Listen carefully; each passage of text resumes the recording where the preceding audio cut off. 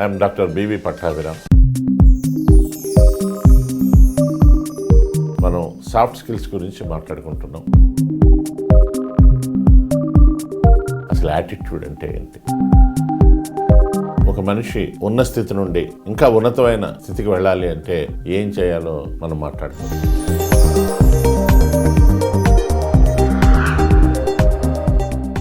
వారం వారం ఈ కార్యక్రమాన్ని చూస్తున్న ప్రేక్షక మహాశైలందరికీ నమస్కారం.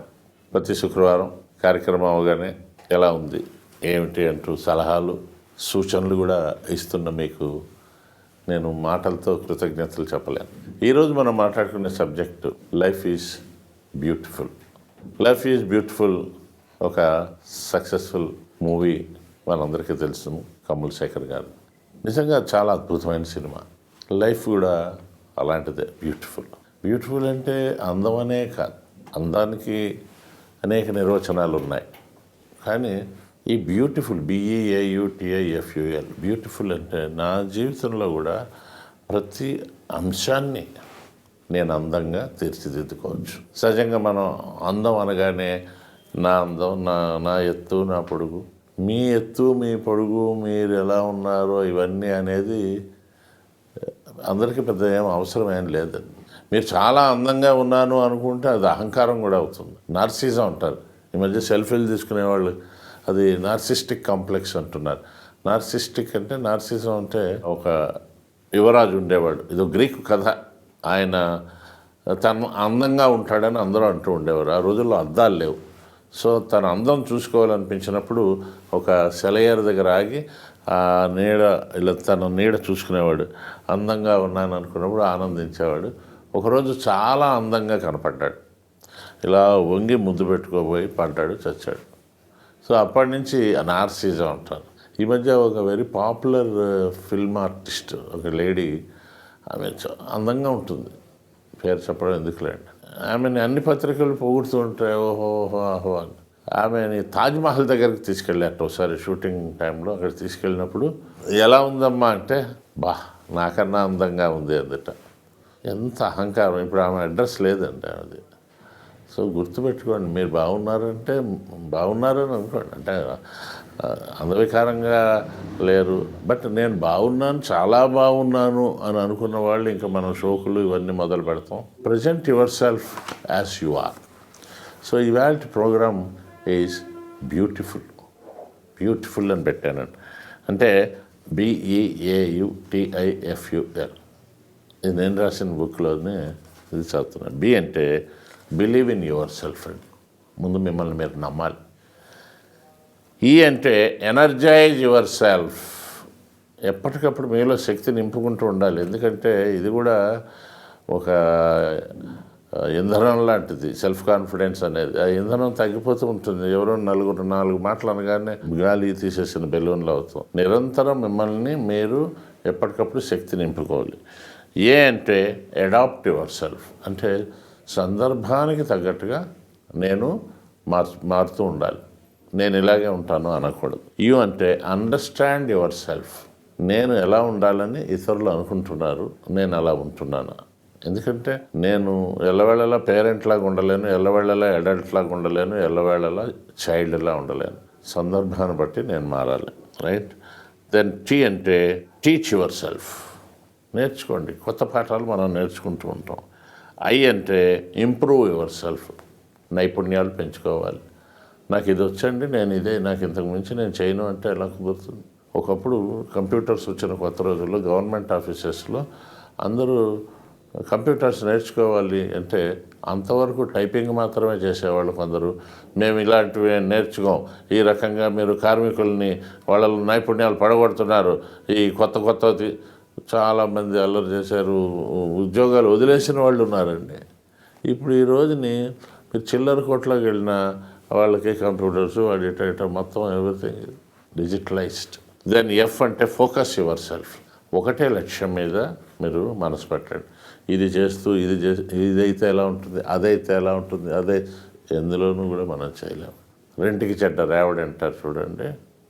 అలాంటి వాళ్ళని సిగ్మండ్ ఫ్రాయిడ్ రెండు గడ్డిమేట్ల మధ్య ఉన్న గాడితో పోలుస్తాడు. అది తినదు, ఇది తినదు, ఇది బాగుంది, అది బాగుంది, అది బాగుంది, ఇది బాగుంది. Then umpire your self.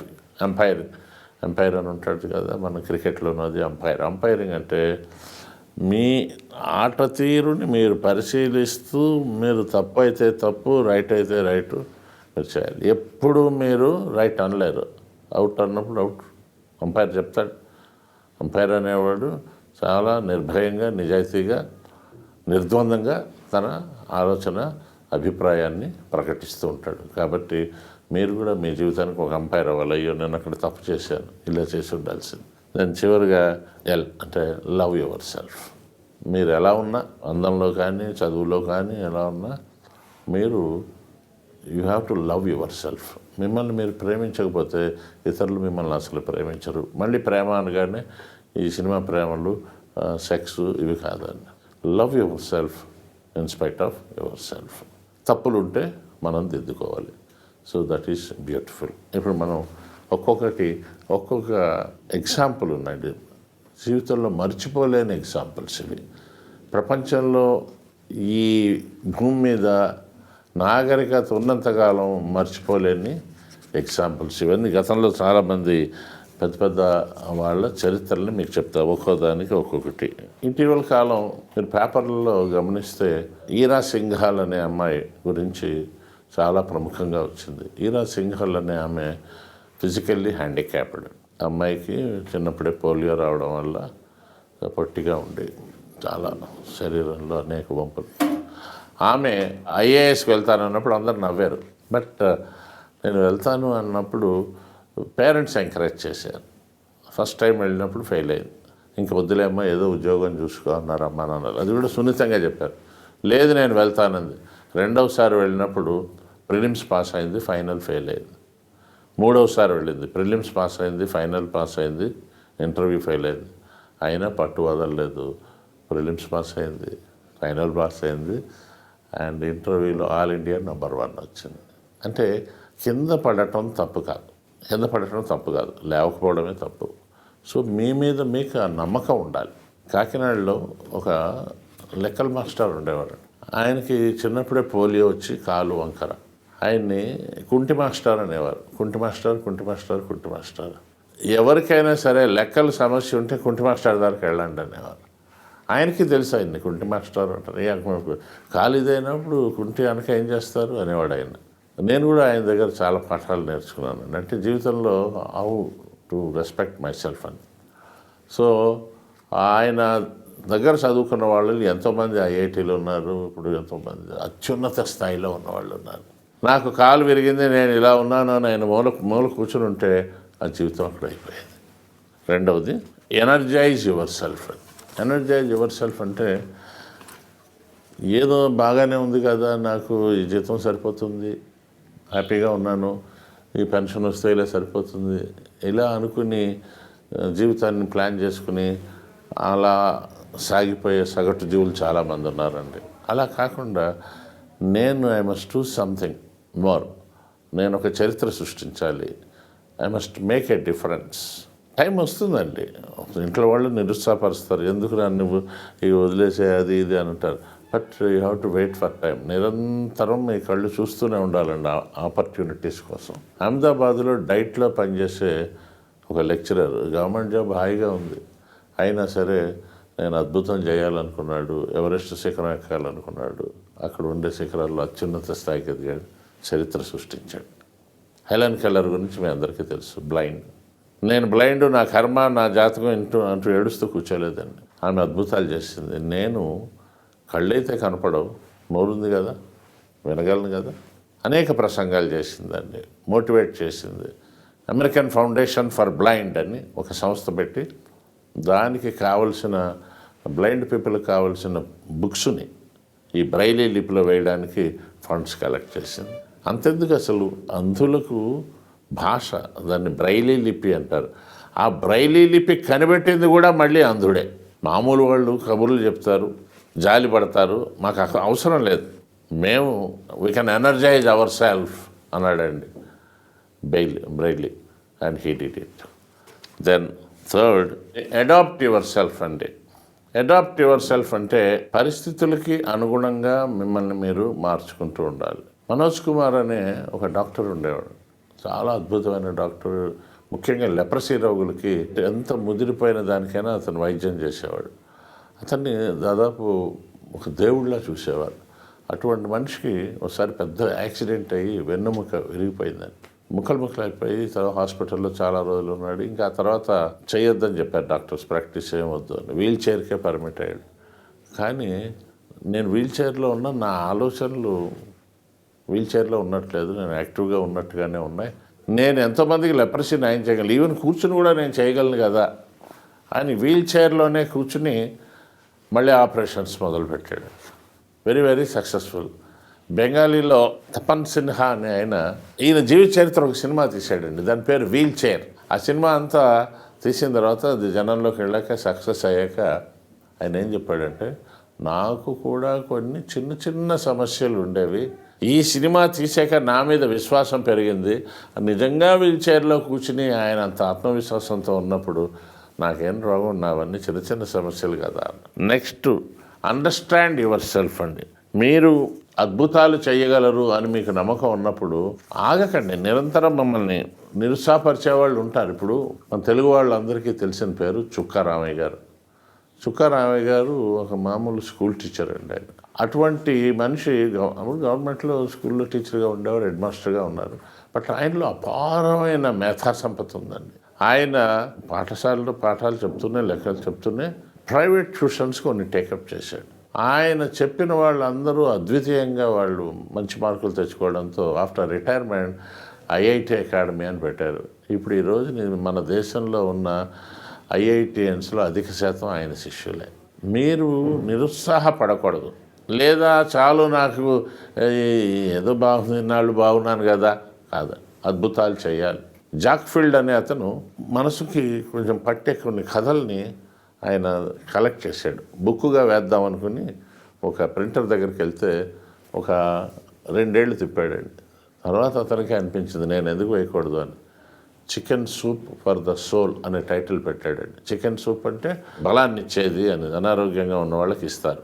ఈ చికెన్ సూప్ అనేది మైండ్కి సంబంధించింది, సోల్కి ధైర్యం కావాల్సినప్పుడు ఇవి చదవాలని chicken soup for the soul అనే టైటిల్.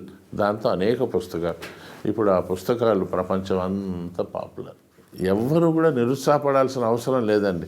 అయితే ఎవరు నిరుత్సాహపడతారంటే ఈ తమ మీద తాము నమ్మకం, ట్రస్ట్ లేని వాళ్ళు, లేదా కంఫర్ట్ జోన్లోకి వెళ్ళిపోయిన వాళ్ళు అక్కడ ఉంటారు. బాగుంది కదా సార్, అది ఏముంది, చక్కగా మా ఇల్లు ఉంది సార్, అది ఉంది సార్. ఈ రోజుల్లో క్రియేటివిటీ లేకపోతే మన నెక్స్ట్ వాడు వచ్చి మనల్ని తోసుకుపోతాడు. నైపుణ్యాలు ఉండాలండి. నైపుణ్యాలు మీకు లేకపోతే మనం వెనకబడిపోవడం. The fittest can only survive అండి. ఈ రోజుని రాష్ట్ర ప్రభుత్వం కానీ కేంద్ర ప్రభుత్వం కానీ నైపుణ్యాలు, skill development corporation, skill development trainings అని లక్షలాది రూపాయలు ఖర్చు పెట్టి చేస్తున్నారు. ఏమి రాని వాళ్ళు నేర్చుకుని అవుతున్నారు. నాకు కొంచెం వచ్చు కదా, నేను రాయగలను, నేను మాట్లాడగలను, నేను రన్నింగ్ చేయగలను, నాకు ఫోటోగ్రఫీ వచ్చు, నేను పెయింటర్ని. వీటిని డెవలప్ చేసుకోకుండా నాకు బాగుంది సార్, ఏదో భగవంతుడు అలా కడుపులో చల్ల కదలకుండా ఉంది అంటే మనం చివరికి కదలలేని పరిస్థితుల్లోనే ఉంటాం. Next is improve your self. అంటే నైపుణ్యాలను నేను ఎప్పటికప్పుడు నేర్చుకోవాలి. ఆది మానవుడు హ్యాపీగానే ఉండేవాడండి. కావలసిన చోటకి వెళ్ళి తినేవాడు, పళ్ళు తినేవాడు, ఆ జంతువుల్ని కొట్టేవాడు, రైట్, వాటితోటి వండుకున్నాడు, 2 రాళ్లతోటి నిప్పు చేయడం నేర్చుకున్నాడు, వాటి తోలుతోటి చెప్పులు చేసుకున్నాడు, బాగున్నాడండి. కానీ ఎందుకో అతనికి మారాలనిపించింది. ఇక్కడి నుంచి ఇంకో చోటకి వెళ్ళాలి, అక్కడి నుంచి ఇంకో చోటకి వెళ్ళాలి. ఎలా వెళ్ళాలి మరి? అప్పుడు ఉన్న వనరులనే వాడుకోవాలి, సంపద పెంచుకోవాలి. ఏం చేశాడు? ఫస్ట్ మానవుడు కనిపెట్టింది బండి చక్రం కనిపెట్టాడు. ఆ బండి చక్రం కూడా ఒక రాతితోటి చక్రం చేశాడు, 2 చక్రాలు చేశాడు, మధ్యలో కట్టెలా పెట్టాడు, ముందు 2 ఎద్దులను పెట్టాడు నడిపించడం. వాహనం, మొట్టమొదటి వాహనం ముందు తనే నడిపాడు, తర్వాత అట్లా చేశాడు. ఈరోజు కార్లు, విమానాలు, జట్లు వచ్చేసాయి. ఆదిమనివాసుడు బాగున్నాను కదా నేను అని ఆయన అక్కడ ఆగిపోయి ఉంటే ఇప్పుడు మనం అంతా ఇక్కడ ఉండేవాళ్ళం. సో ఆలోచించండి. The next is focus your self. Focus అంటే కాన్సన్ట్రేషన్. నేను చేసే పని మీద నాకు ఫోకస్ ఉండాలి. నేను ఇది కొంచెం సేపు అది కొంచెం ఇది కొంచెం చూస్తే నేను ఏది కూడా చూడలేను. దేని మీద నాకు మనసు పట్టుకోదు. ఏదైతే చూస్తున్నానో దీక్షగా దాన్ని చూస్తే దాన్ని పూర్తిగా నేను కనిపెట్టగలుగుతాను. ఇక్కడ కొంచెం సేపు చూసి ఇక్కడ కొంచెం చూసి అక్కడ చూశాను, ఇది డైల్యూట్ అయిపోతుంది. నేను అందుకే స్టూడెంట్స్కి కూడా చెప్తాను, నువ్వు కెమిస్ట్రీ చదివేటప్పుడు కెమిస్ట్రీ బుక్సే ఉండాలి, అక్కడ ఇంకా వేరే బుక్స్ ఉండకూడదు. ఫిజిక్స్ చదివినప్పుడు ఫిజిక్స్ బుక్స్ ఉండాలి, అవి ఇవి ఇలా చూడకూడదు. 1968లో నాసా వారితోటి అప్పుడు ప్రెసిడెంట్ కెనడీ కలిసి మానవుడు చంద్రుడి మీద నడవాలి అని చెప్పాడు. చెప్తే వాళ్ళు నవ్వారు, ఎట్లా అవుతుంది అని. యూ ఫోకస్ అన్నాడు, ఇదే మాట అన్నాడు. రెండేళ్లలో ఆర్మ్స్ట్రాంగ్ వెళ్ళాడు. సో అంపైర్ యువర్ సెల్ఫ్ అండి. అంపైర్ యువర్ సెల్ఫ్ అంటే మీ ఆట తీరుని మీరు పరిశీలిస్తూ ఉండాలి. మీ అందరికీ తెలిసిన విషయం, ఒకసారి మహాత్మా గాంధీ దగ్గరికి ఒక తల్లి తన కొడుకుని తీసుకొచ్చి, మా అబ్బాయి ఎక్కువగా బెల్లం ముక్కలు తింటున్నాడు, దానివల్ల వాడు ఆరోగ్యం పాడవుతుంది, మీరంటే చాలా ఇష్టం, గౌరవం, ప్రేమ, అభిమానం, మీరు చెప్పండి అని. సరే బాబు 1 వీక్ తర్వాత రా అన్నారు. తల్లి అయోమయంగా చూసి వెళ్ళిపోయింది. 1 వీక్ తర్వాత వచ్చాక, ఒరే తినకూడదురా బెల్లం, దీనివల్ల అజీర్తి చేస్తుంది, కడుపులో పాములు వస్తాయి, అవి మంచిది గురువుగారు అని కాళ్ళ మీద పడి వెళ్ళిపోయాడు. తర్వాత వారం తర్వాత తల్లి వచ్చి, మా వాడు మానేశాడు, మీరు చెప్పేది ఏదో మొదటి వారమే చెప్పి ఉండొచ్చు కదా అంటే ఆయన అన్నాడు, ఏం లేదు, అప్పుడు నేను కూడా తినేవాడిని, ముందు నేను తినడం మానేశాను. Umpire your self. చివరిగా లవ్ యువర్ సెల్ఫ్. లవ్ అంటే మిమ్మల్ని మీరు ప్రేమించండి. మీరు ఎలా ఉన్నా సరే మిమ్మల్ని మీరు ప్రేమించండి. ప్రేమించడం అంటే అగైన్ మళ్ళా మీ అందచందాల గురించి కాదండి, మీ స్కిల్స్ని గౌరవించాలి, మీలోని స్ట్రెంగ్స్ని తెలుసుకోండి, మీలోని బలహీనతల్ని తెలుసుకోండి, మీ బలహీనతల్ని బలాలుగా మార్చుకోండి. సో ఇవన్నీ కలిపితే beautiful. So make your life beautiful. Thank you. ఇటువంటివి నేను మీకు వారం వారం అందించబోతున్నాను. తప్పకుండా నా ఛానల్కి సబ్స్క్రైబ్ చేయండి. ఈ కార్యక్రమం చూసిన తర్వాత మీకు ఏవైనా డౌట్స్ ఉన్నా, కామెంట్స్ ఉన్నా, సలహాలు ఉన్నా, సందేహాలు ఉన్నా మీరు తప్పనిసరిగా కామెంట్ బాక్స్లో మీ అభిప్రాయాన్ని పెడితే నేను తప్పకుండా మీకు వాటికి సమాధానం ఇవ్వగలుగుతాను. నమస్కారం, మీ పట్టాభి.